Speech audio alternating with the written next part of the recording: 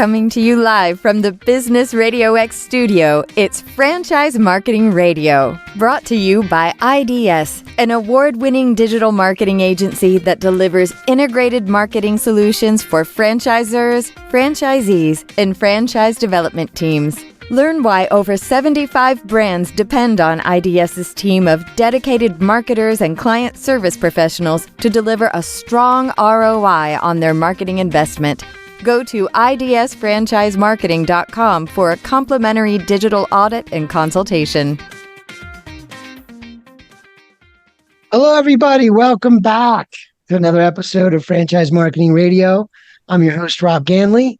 And today we have a remarkable guest. I know I say that every time. I don't always say remarkable, though, but definitely a remarkable guest. And it's great to have her here. She is the CEO of Dog Training Elite. Today, we are happy to have Betsy Feaster. Welcome to the show. Thank you, Rob. Happy to be here. It's great to have you. So I was telling you earlier that I wanted to start with how you wound up, because your journey is interesting. I love this journey because it's a very honest one, and I think you're the right person for the job because of the journey. But tell us about how you went from being, in the U.S. Air Force all the way to CEO of Dog Training Elite, because the journey is kind of interesting. So I want to start there. Yeah, thanks. Like my husband and I joke about it. We call this Betsy version 3.0. So it's probably Betsy version 3.1. Yeah. So I started, as you mentioned, in the Air Force. I'm a big believer in serving for our country. So I did about 10 years in the Air Force in an organization called the Office of Special Investigations, where we ran counter-espionage, counterterrorism, and then criminal investigations. So if you're familiar with the show NCIS, it's the NCIS version of the Air Force. So it was super cool. It was like, just really, really fun and very rewarding. So I went to Iraq and to Afghanistan in that capacity. And my husband, after about 10 years, he was like, okay, well, sort of, I'm tired of you not being here, right? Because after September 11th, the demand on our deployments was pretty high. So I said, okay, that makes sense. I love you. Probably good that we're together. And we're still married. We've been married for 22 years. So after that, I went to a recruiting conference, and I was fortunate that I got an interview with ExxonMobil. And in ExxonMobil, it's a good segue from the military. It's very, it's very process oriented. There's a structure in place. It was a good way for me to move from the military to a corporate environment.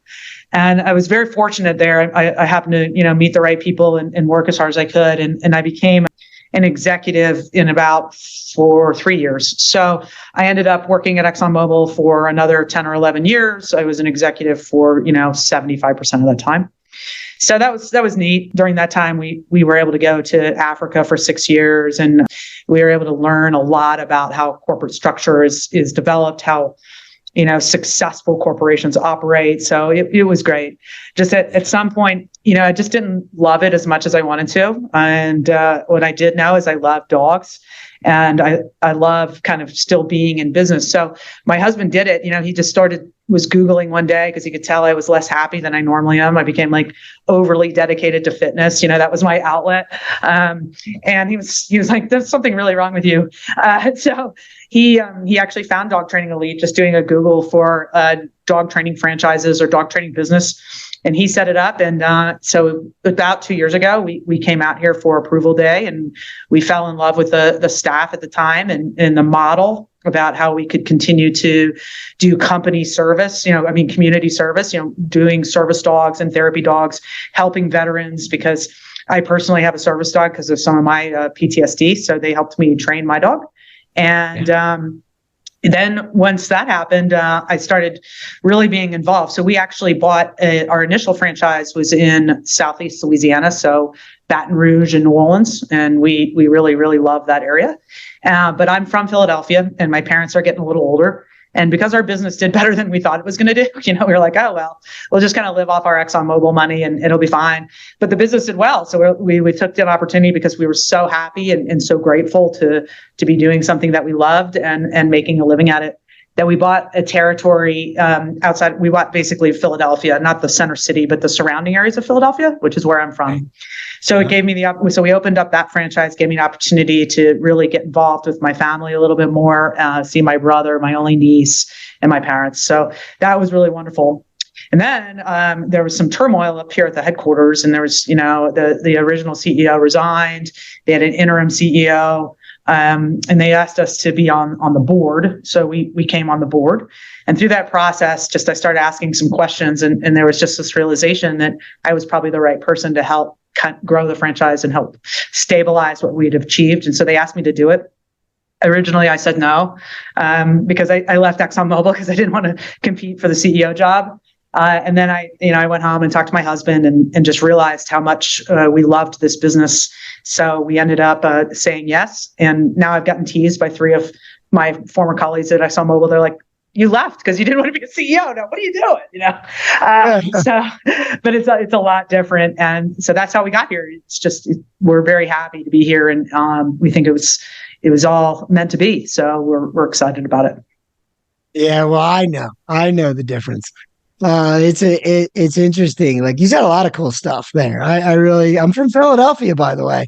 You are? How about the Eagles? Finally, the Eagles are that team, right? That everybody else looks I know, at but the Phillies totally let me down. I can't even with the Phillies, but anyway. I know. We're getting a little spoiled in Philadelphia. We love our sports, but that's cool. And I also picked up on you have a good husband. I'm glad you're still married, because it sounds like he's keeping an eye on what's best for you. So good. That's good. But I do understand what you're saying, though. There's a lot to be said for the journey you went through, because it's really a reflection of franchising, in that the brand becomes very important. It's the brand it's like everybody's individual dream together as a network, but it's important to you. So like for you, you kind of said to yourself, and you have that way about you, I could tell, like being that you served. By the way, thank you, because, you served, and I could tell you're probably, you're not saying everything you might say. What you had to, what you had to invest for that. And I can only imagine. I'm glad that you have a dog, but it was really interesting that you went through that journey on many levels of interacting with the business, but also how important the brand was to you. Like, you realized, the brand's important to us, you and your husband and who's involved, but also the other franchisees, right? Mm-hmm. And you're like, wait a minute. And then you saw it in yourself as, well, I'm one of those people that could probably be that person, right? So it's like in your mind, you said, oh no, I'm picking myself. I want to do that. Exactly. You cared about the brand, right? That's the connection, is that you're willing to make the sacrifice because the brand mattered.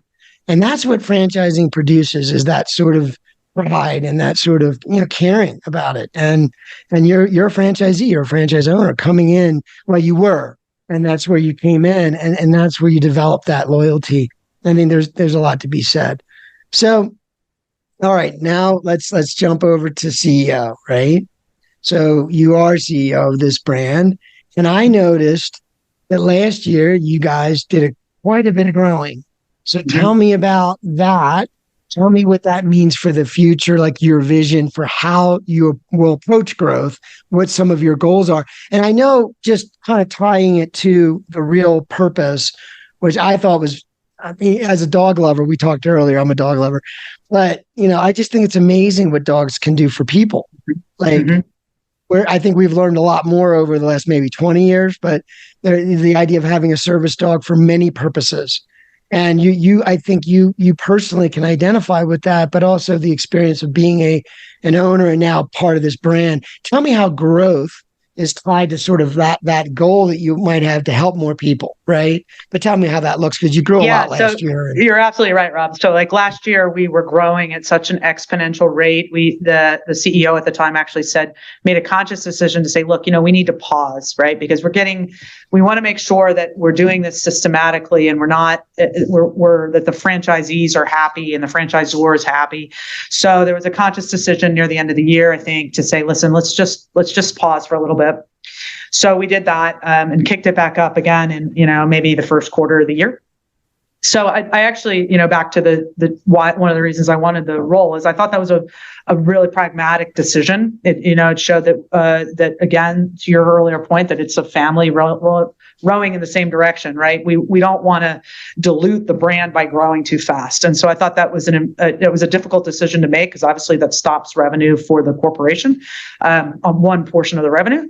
So so once we got that kicked back up, which we have been doing, we want to grow in the right way, in a very I keep using the word systematic, but it's appropriate for this.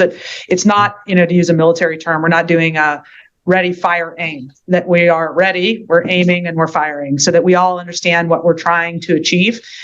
My vision, I want us obviously to continue to grow in the right way with the right franchise owners. Sorry, you can hear my dog in the background. They're playing. I have a new puppy. Anyway, so what I want to do is, there are 2 states where I think we can really expand and help people more, which are in California and in New York. We don't have any franchisees there. But tying to your earlier question about how we're supporting folks, is that there's an element about training service dogs to help invisible and visible disabilities. And those 2 states, they're two of the biggest, if not the 2 biggest, I think they are.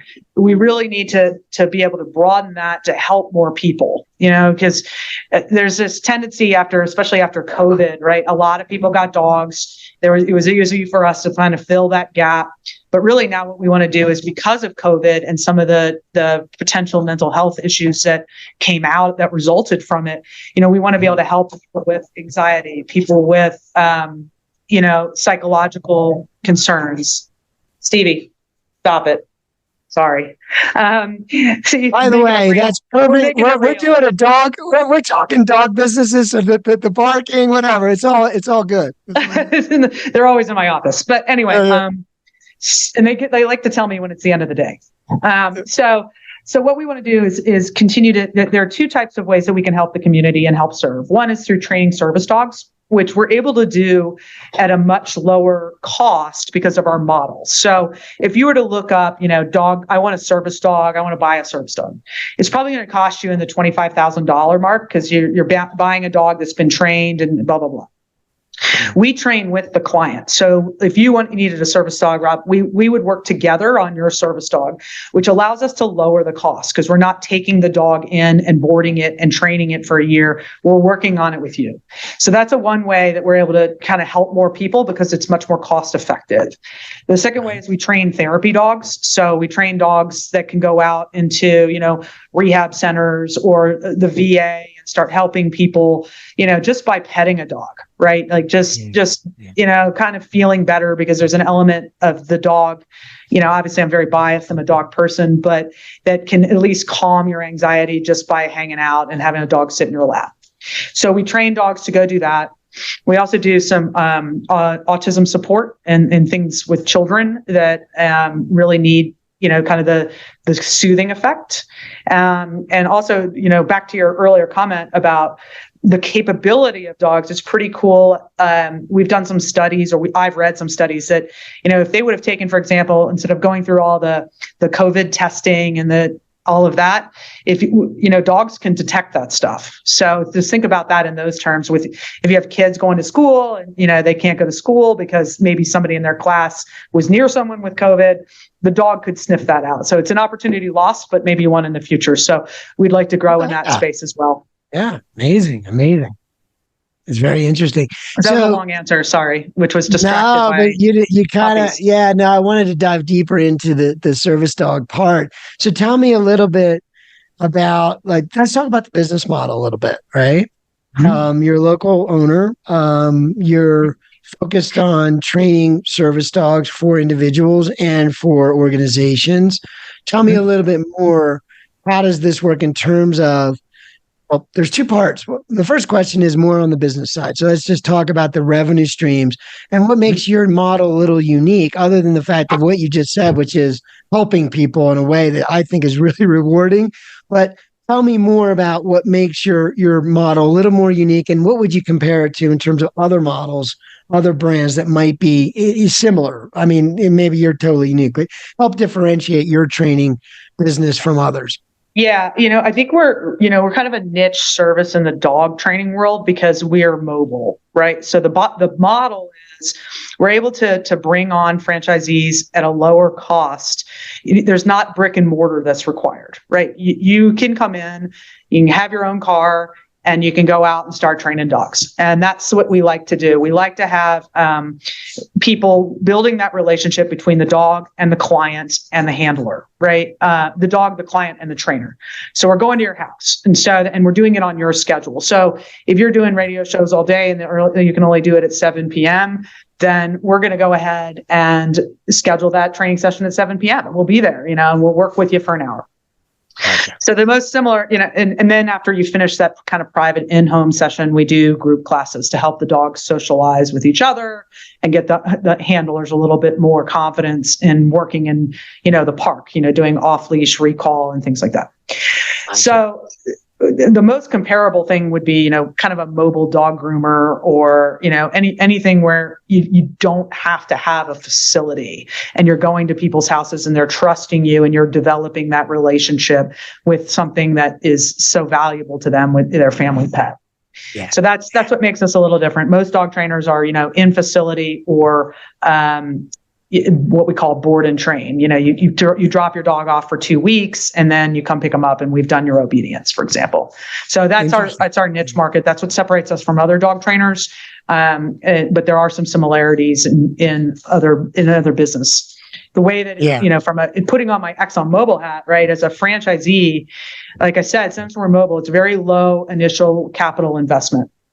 So you're able to, your margins are high, right? Because you're not really spending on anything else other than, your marketing fees and things like that. So we're able to bring in, like we were talking about veterans, folks that, might not have $5 million in the bank, but they have a desire to go out and put in a little sweat equity and make it happen. And so that gives opportunities for, lower, I don't want to call us a low cost franchise, but it's lower than, other franchises that might be comparable.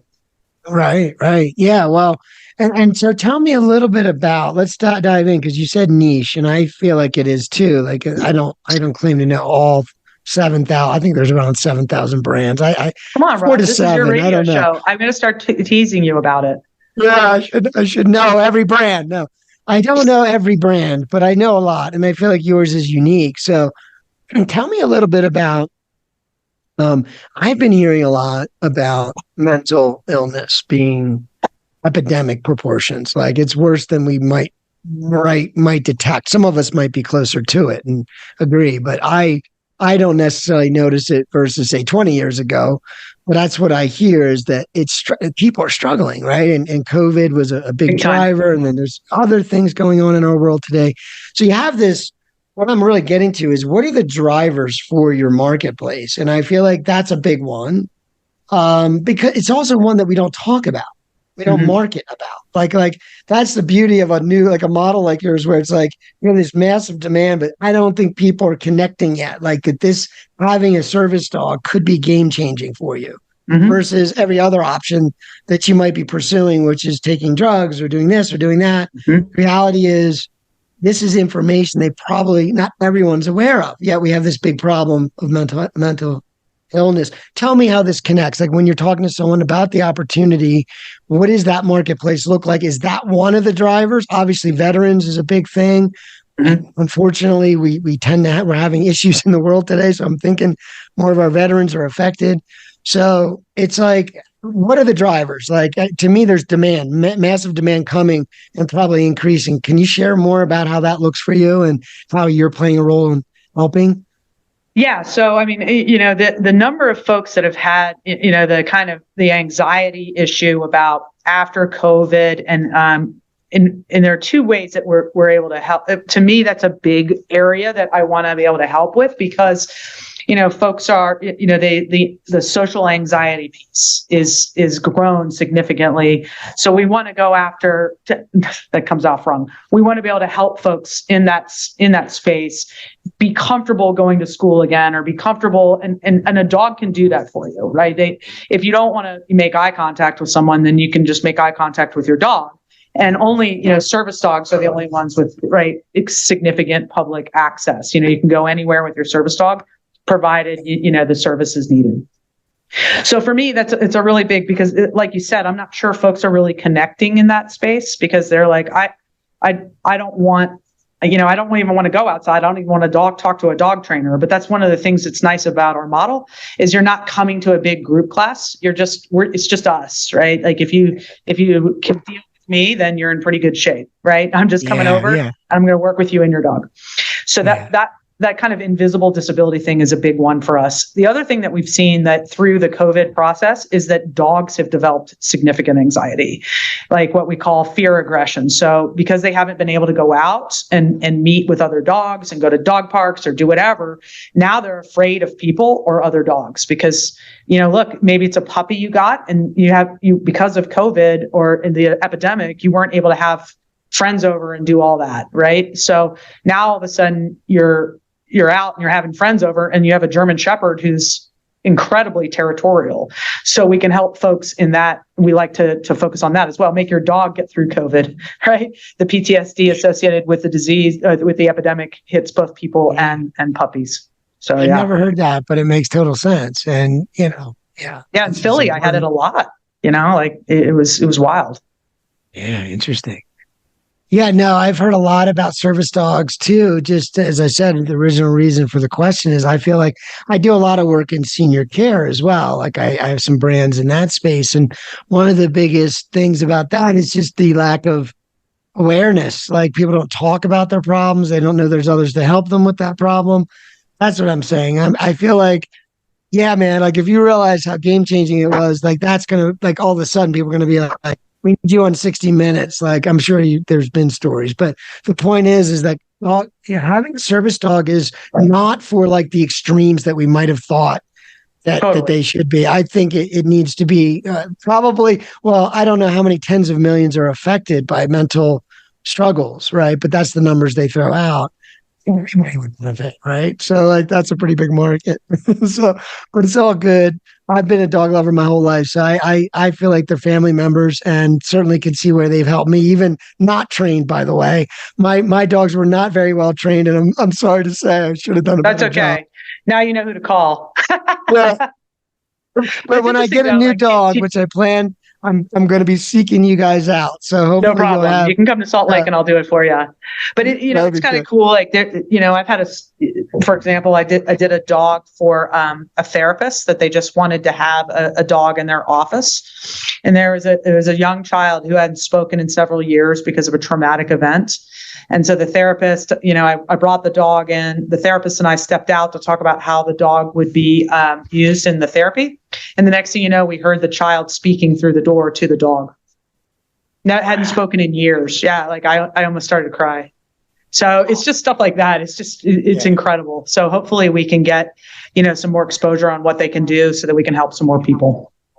No doubt. That's exactly my point. Yeah, I just think people need to understand better and you got to keep sharing the impact. Yeah, that's a great story. Thank you. Thank you for that. Yeah, you're welcome. I think I have some sorts of stories. The stories are like the questions I usually circle back to. So let's talk about veterans a little bit. Obviously this is near and dear, being one. You're a veteran, and thank you again for the courage and your heart. Look, we all know the decision that you made to defend the things we care about as Americans. So thank you for that. But thank you. Going into November, we're celebrating a little bit with Veterans Day and stuff. Mm-hmm. Tell me a little bit about, where you're zeroing in on maybe that aspect, service dogs for veterans. How does that work? How do you work with a veteran? How do you assess what they need? Is there different levels of what they need? So the most common thing that we do with veterans is, the PTSD thing is tough. So a lot of what we see consistently is folks so first of all, we try to promote, or we try to go to the Veterans Affairs, and we try to do all of that just because, like you said, it's near and dear to my heart. So given priorities, I'm going to choose to try to help the veterans and folks in need, not just veterans, folks that have been through really traumatic events or just need a buddy. But for veterans in particular, we see a lot with the PTSD is that folks are afraid of crowds. So, sorry. So the crowds, so what we're able to do is we're able to train a dog, a service dog, for example, to sit behind you. And we call it, check six. Well, I do because it's a military command. So we have the dog sit, right behind you, and so that people can't encroach on you. So that gives people a little bit more comfort in that, crowded environment. And the dog's just going to sit there and hold their position. And so that you don't feel somebody right up against your bag. So that's a very common thing. Or, orbit, where we teach the dog to kind of walk around you in a, not in a spastic way, but in a methodical way. So again, to create that space in crowds, because that's one thing out of Iraq and Afghanistan, kind of that the type of warfare was you never know who's next to you. You might get hit with they might be carrying a weapon or something versus more traditional Cold War type of military tactics. But so that's something that we do. We also do something. We also teach commonly with veterans what we call deep pressure therapy, where we teach the dog to lie down on top of you, and you can just and put their head, basically on your chest or on your shoulder. And when you're really feeling anxious because of some traumatic event, you're petting the dog, and the weight of the dog helps settle you down. So even the heavier, like my dog's 100 pounds, and he will do that. So so those are like what we would call the more simplified tasks that we can do. But we also do as much as, folks that have had, they have a tendency to do self-harm, or they drink too much. We can teach dogs to stop that behavior, right? We can teach them to, either stop you from doing it, to smell out that your stress levels your cortisol levels are really, really elevated. So that's what my dog does for me. When my cortisol levels are really, really high, he will nudge me out of the situation. He'll kind of annoy me until I back out of the situation and calm myself down. So dogs they can be persistent, right? And it's annoying. And you're like, I'm fine, get away from me. But they're like, you're not fine, right? You're getting really stressed out. So I'm going to get you out of this situation. So it can be from scent work to like I was talking about, physical tasks, to go fetch somebody if you're in trouble. They can do all of that. So it just depends on what the need is. We can generally train to fit that need, given the dog, right? I don't want to promise, I get a lot of calls from folks that's like, I adopted a 5-year-old mixed Chihuahua, pit bull, blah, blah, blah. Can you teach it to be a protection dog? I'm like, I can, but that's not a good idea. So in our process, we work with the clients to understand the dog and try to, if they don't have a dog yet, perhaps help them pick out the right dog for the need. How about that? Yeah, it was good. Clearly, yeah. Some dogs are made for certain things.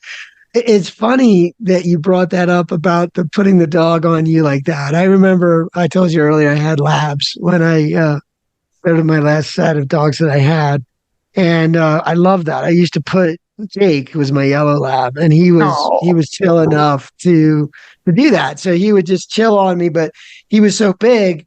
I'm not that big of a guy, so he would almost cover my entire body. And the feeling of that warmth and that weight I remember I just loved that. And I just did it because I liked it. I just like to pet my dogs on a cold day. But to say you connected that there's a real impact, I can vouch that, it was just something about that I loved. And it's funny that it actually had a medicinal it was actually specific to chilling you out because, I love my dogs. It's amazing that you mentioned all that because honestly, I didn't realize that. I didn't realize how sensitive dogs can be. But I've always heard their sense of smell is amazing. And it's like, what do they smell? Meat from 10 miles away. But it's more, they can sense you, like what's going on with you. They can smell it or sense it. It's amazing. So that's the veterans. So tell me, I got a 2-part question for you. I want to make sure that the audience gets a chance to hear this. Is sort of we've kind of talked a lot about how I think rewarding this can be. And clearly, if you're an animal person, you can be a business person too. But I think being an animal person probably is important. But what would you say is the ingredients you're looking for a business owner, for a franchise owner? And what would that first 12 months look like for them? Like, what is it you're keying in on as being the most important KPIs for a franchisee? Clearly, success is the end result you want. What does that look like that first year? And yeah, that's a really, what are you looking for? The timing is perfect of this question because I'm actually looking at a lot of our franchisees right now. So my theory is this: the business is kind of easy in that, we can teach you how to do a return on your investment, how to look at your marketing spend, how to evaluate what you're doing. That stuff's pretty easy. The training is hard, right? Learning the patience that's required to deal with a dog, right? Some people just don't have it. So, but that doesn't mean they can't be franchise owners. So I guess to answer your question is succinctly as I can, is we're looking for the person that understands the value of the service that we're providing, that is willing to put in the work, because you can be a franchise owner and we don't really have an absentee model, but we do have semi-absentee where you're involved at the beginning and then you hand it off to, an operations person. So I'm very interested in people that want to learn and that understand and aren't afraid of hard work. Because at the beginning, so to segue to your second part question, the first 12 months, it usually takes about 3 to 6 months to really start rolling. So, at the beginning, what it looks like is you're going to come to training with us. We're going to teach you everything you need to know about training a dog. You're going to come 2 weeks of what we call boot camp. We're going to teach you our techniques. We're going to get you out on appointments. We're going to make you really comfortable. And that's why that's our focus, because we think we can teach you the business stuff. And most people already have some sort of sense of that. Then after you get back, we generally recommend, you go to some sort of event with your dog that you just came to boot camp with us. And you're basically demoing what you can do. And it's old school, right? You're like at a farmer's market, for example, and you're with your dog and you're like, oh my gosh, people are coming by you and they're like, your dog is sitting so still for the whole day. Like, yeah, like I can do that for you, right? So their first 6 months are a lot of that, shows and getting out and showing off, for lack of a better term, what your dog can do, going to community events. After that, we've got a nice marketing, internet media support firm, media marketing, and generally their SEO kicks in at the 6 month point where we're getting up in the Google pages, and then it becomes a little bit more automated. So the first 6 months are a little bit of it's some boots on the ground. You're going out, you're talking about, you're proud of. That's why we want you to love what you do, right? Because it sells itself. The outcome sells itself.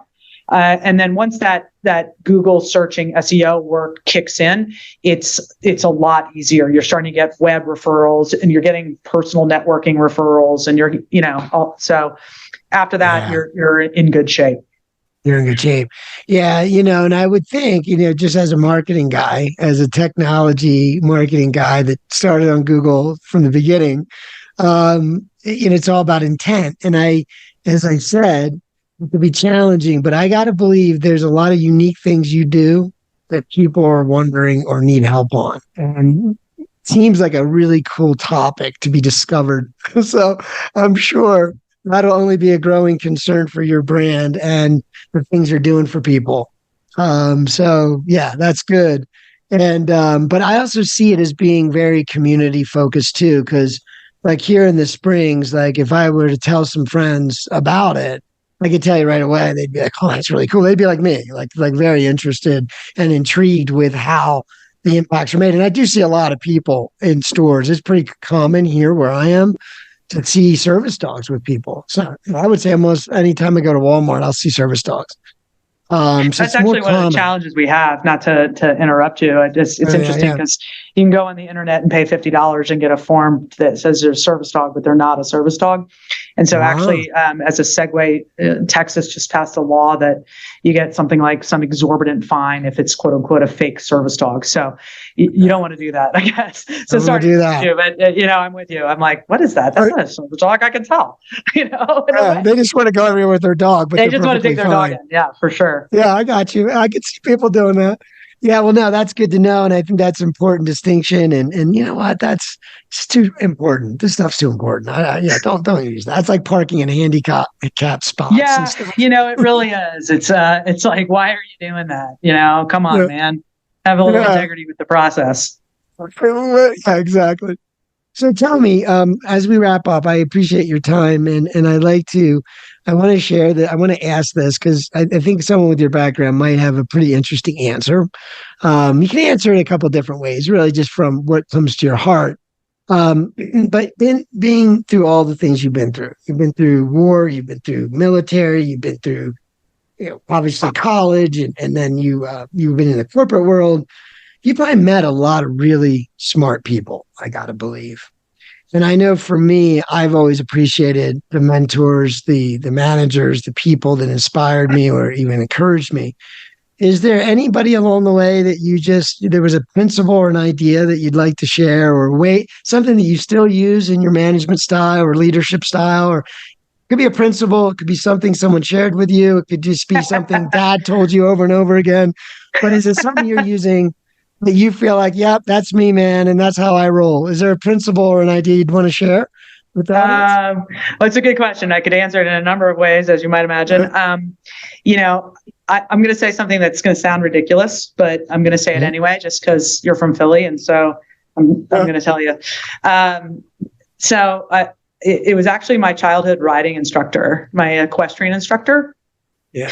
Just the principle of loving animals, being proud of who you are, integrity in the sport, or, understanding that it's a two-way street. It's you and the animal, and you have to have integrity in everything that you do. That ties to the military as well. But, I was 13 years old and I grew up in a nice family. I had been relatively spoiled. I fell off a horse in Devon, you probably know Devon. I know Devon. Yeah. So, and I sat there in the middle of the ring crying at 13, and she came out and she was like, "Get up. You have to get up. You have to finish this. Respect the horse. He's working hard for you. You made the mistake. Respect the people that came out here to watch you, and finish what you started." So she was incredibly impactful. She was scary, but she made me really, ready for the military and everything else that happened after that. So she had 2 dogs, she had 2 labs. So there you go. You didn't disappoint me. I put you on the spot. I just know people like you always think of something that is so crucial what you just brought up. I mean, I think as a entrepreneur and, someone who's had some failures and successes, but, when you're driven by your own visions and want to do things on your own, sometimes you hit those places where you're sitting in the middle and you're crying because you're as an adult, right? And that's the answer. That's the answer in the back of your head. You got to get up, pull up your bootstraps, and keep going. But you added something that I think is really important. There's an obligation to finishing strong, period. It doesn't matter how bad it might look or how embarrassed you feel. You have an obligation to finish, the obligation to what you're doing, your people, who you're working with, the audience, whatever. But that's an important distinction because it can be hard to finish. Especially if it's not going well, but you got to, and that's, but if you that's, do, but look it's what the military, it's ExxonMobil, it's everything. Yeah. And, my dad will be mad I didn't say him, but he was pretty amazing as well. But he didn't teach me the love of animals, so he didn't get that answer. He didn't get that. So there you go. Well, this is the dog. This is a dog interview, so we have to talk about that. So that's good stuff. I appreciate your time. It's been a total pleasure having you. Can you just share the website and make sure that everybody knows how to get a hold of you guys? And I know, and by the way, your comment earlier about controlling growth, I think that's so responsible, and that's why franchising works. Because it's like, let's take care of the ones we have. We're good. Okay, let's keep going. But that's why it works so well. So thank you for the integrity. But how can people get in touch with you guys, especially California, New York, if they happen to be? I know that's an area that you care about. So we do, yeah. Well, we care about everybody. It's just our growth opportunity. But it's very easy. It's dogtrainingelite.com. That's our website. And there are links to franchising from there. And also if you wanted to, just get some dog training. It's a good place to start. Generally, we have a map for where we're located, and if you go there, and you can always reach out to me from there as well. I appreciate it, and Betsy, it's been an absolute pleasure. And for the audience the audience can't see the dogs, but they're chilling with us. And this is my 10-week-old puppy. Yeah, 10-week black lab puppy, which I think are some of the cutest puppies in the world. So. Thank you, Rob, for making this so easy. And thank you for letting us spread our message. And I look forward to hopefully being able to talk to you again sometime. Oh, absolutely. Plan on it. Well, to our listeners, thanks for tuning in. And we plan on having more great stories here on Franchise Marketing Radio. And we look forward to talking again. And bye for now.